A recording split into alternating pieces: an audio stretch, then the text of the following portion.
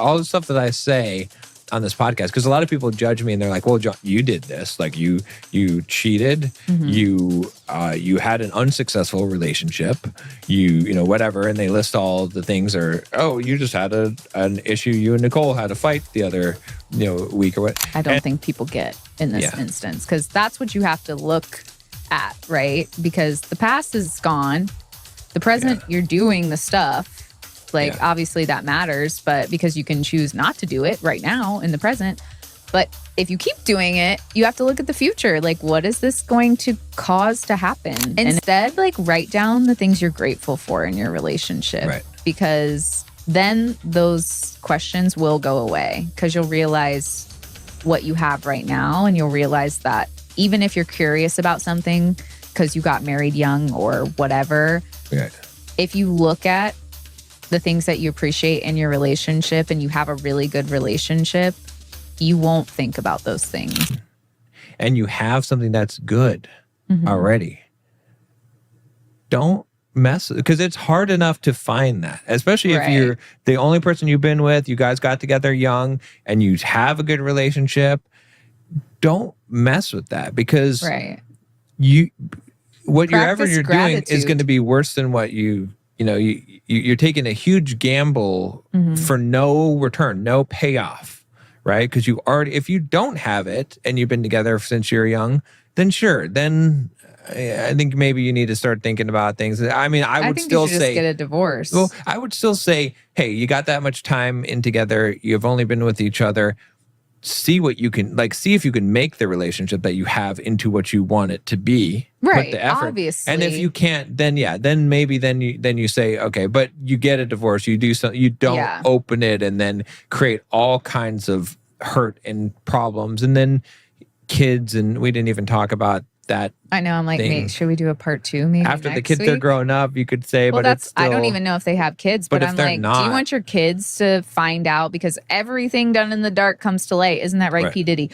But you want your kids to find out that they thought their parents had such a nice marriage, and then they find out whenever they find out that they were swinging with other people. They're not going to believe in love. Yeah. And look, someone messaged me today when I was doing a sales call or proposition for a sales call for my retirement, early retirement program. And they're like, what are your, oh, no, actually it wasn't that. It was actually for relationship coaching. And he said, what are your credentials or background? He wasn't saying it in a mean way. He just was, and I was like, there was a school that I went to. You probably heard of the school. It's called the School of Hard Knocks. I was like, that's where a lot of it is. So, and that's what I would say about this is, look, I've been through situations similar, and I can tell you that all the stuff that I say on this podcast, because a lot of people judge me and they're like, well, John, you did this. Like you cheated, you had an unsuccessful relationship, you whatever. And they list all the things, or, oh, you just had an issue. You and Nicole had a fight the other, week or what. And my answer is that, that's why I'm telling you, because you've learned from those things. Because this is why I have these strong opinions on these things, is because I figured out what does not work. Right. And I felt the pain of it. Yeah. And so, and you as well. And so that's why it's like, you can do this. If those people want to act like they're looking for people who've never made a mistake or never done anything, they're never going to find those people. Because the people they admire, business people, whoever, they've all made mistakes. Right. So if they want to cut us out of what they believe is true because we've made mistakes, let them go searching for the fountain of youth that doesn't exist. Let them go searching for the perfection that doesn't exist. Right. And you find someone who hasn't made mistakes, the answer is yet. Right. And so it's coming. Well, I don't even think you can find someone that hasn't made mistakes. I know. To But be I'm honest, just saying, the things, it's coming. You're going to fall into a pit You someday. can't escape. Can't escape the mistakes. Yeah.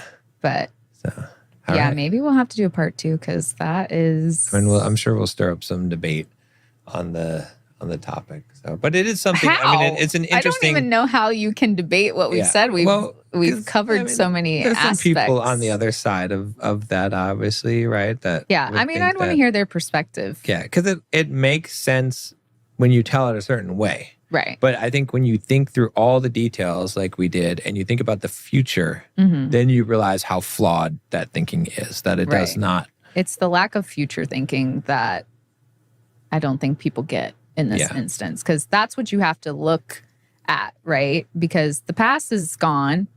The present, you're doing the stuff.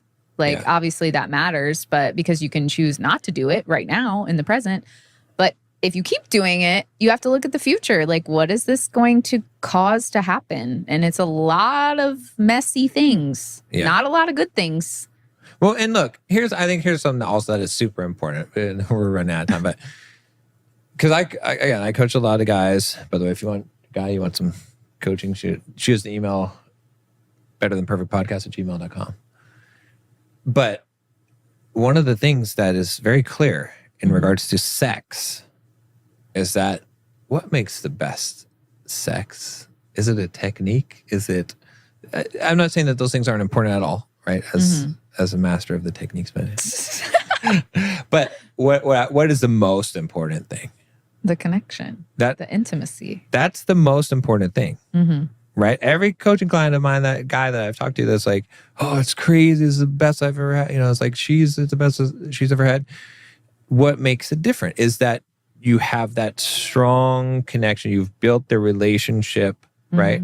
So if you're going out there looking for sex, thinking that you're going to get some variety or something better than what you've got, you're looking in the wrong direction, because those are going to be, I'm not saying you can't have a good experience. Sure, you could.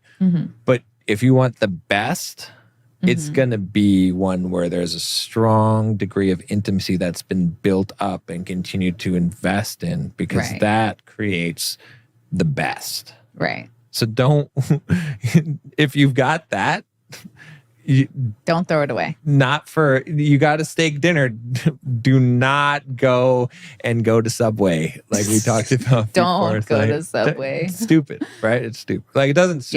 But it is stupid. So. And also, too, this is just kind of like a general psychology, spiritual, whatever you want to call it, thing.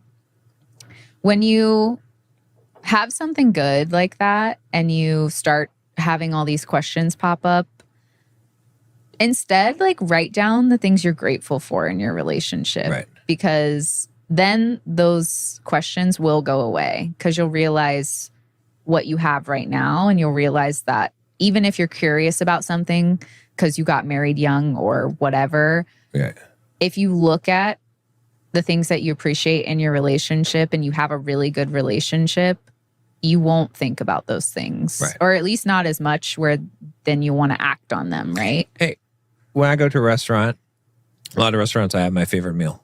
I order that meal every time. I don't sit there and look at the menu and say, I need to order everything on this menu just to make sure that it's already my favorite thing. But you might want to try 2 or 3. But that's why I'm saying try 2 or 3 in the beginning, then you'll know. Sure, then I could give you that. But but you don't have to try everything on the menu if you have something that you like. That's the thing, is that discontent. People are discontented because they think that they are missing out. That FOMO the grass is one greener. of the worst things that sends you on the path of destruction. That is not. That's true. Worth it. Because when you try to find the thing that you feel like you're missing, you lose what you have. Right. And then you'll really be sad. Yeah. Was a bird in the hand is worth 2 in the bush? I've vaguely heard that. Chasing those bushes, get out of the bushes. You don't need to be in the bushes. Get out of the bushes.